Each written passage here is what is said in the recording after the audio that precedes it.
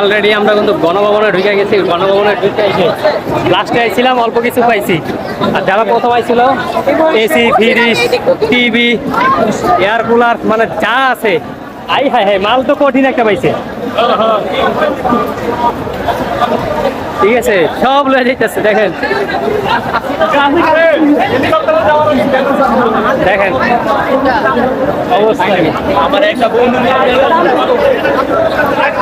স্বৈরাচার, পৃথিবীতে কখনো কোনো স্বৈরাচার বেশি দিন লাস্টিং করে নাই। ফেরাউনও করে নাই, শেখ হাসিনাও করে নাই, পালাইছে।